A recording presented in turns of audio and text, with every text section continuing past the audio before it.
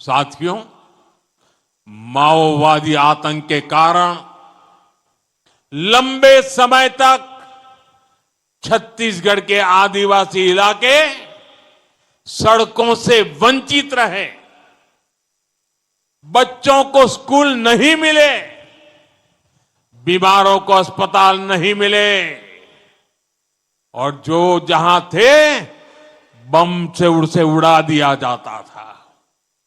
डॉक्टरों को, टीचरों को मार दिया जाता था और दशकों तक देश पर शासन करने वाले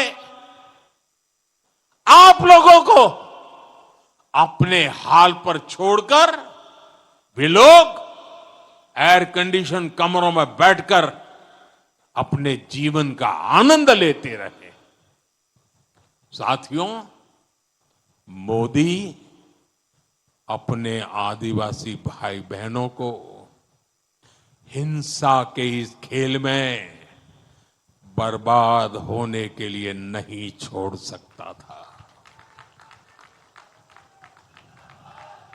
मैं लाखों माताओं बहनों को अपने बच्चों के लिए रोते बिलखते नहीं छोड़ सकता था। इसलिए 2014 में जब आपने हमें अवसर दिया तो हमने भारत को माओवादी आतंक से मुक्ति दिलाने का संकल्प लिया और आज इसके नतीजे देश देख रहा है।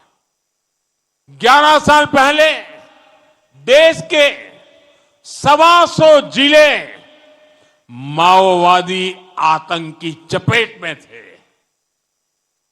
और अब 125 जिलों में से सिर्फ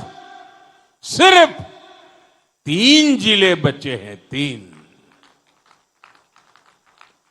जहां माओवादी आतंक का आज भी थोड़ा रुबाब चलाने की कोशिश हो रही है, लेकिन मैं देशवासियों को गारंटी देता हूं, वो दिन दूर नहीं जब हमारा छत्तीसगढ़, हमारा हिंदुस्तान, इस हिंदुस्तान का हर कोना माओवादी आतंक से पूरी तरह मुक्त हो जाएगा। साथियों, यहां छत्तीसगढ़ के जो साथी हिंसा के रास्ते पर निकल पड़े थे, वो अब तेजी से हथियार डाल रहे हैं। कुछ दिन पहले कांकेर में 20 से अधिक नक्सली मुख्य धारा में लौट आए हैं। इससे पहले 17 अक्टूबर को बस्तर में 200 से अधिक नक्सलियों ने आत्मसमर्पण किया था। बीते कुछ महीनों में ही देश भर में माओवादी आतंक से जुड़े दर्जनों लोगों ने हथियार डाल दिए हैं।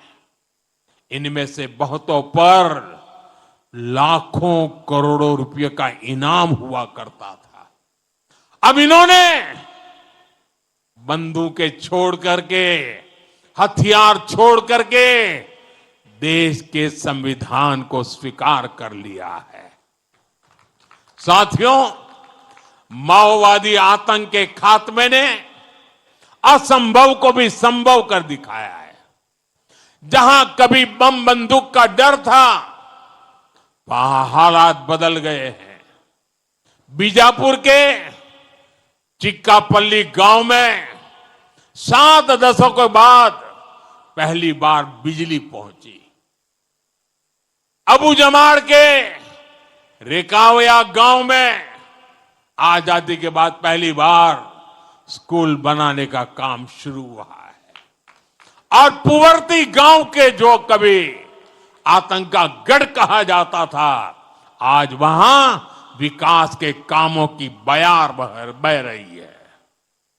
अब लाल झंडे की जगह हमारा तिरंगा शान से लहरा रहा है। आज बस्तर जैसे क्षेत्रों में डर नहीं, उत्सव का माहौल है। वहां बस्तर पंडुम और बस्तर ओलंपिक जैसे आयोजन हो रहे हैं। साथियों, आप कल्पना कर सकते हैं, जब नक्सलवाद जैसी चुनौती के साथ हम पिछले 25 वर्षों में इतना आगे बढ़ गए हैं, तो इस चुनौती के खात्मे के बाद हमारी गति और कितनी तेज हो जाएगी।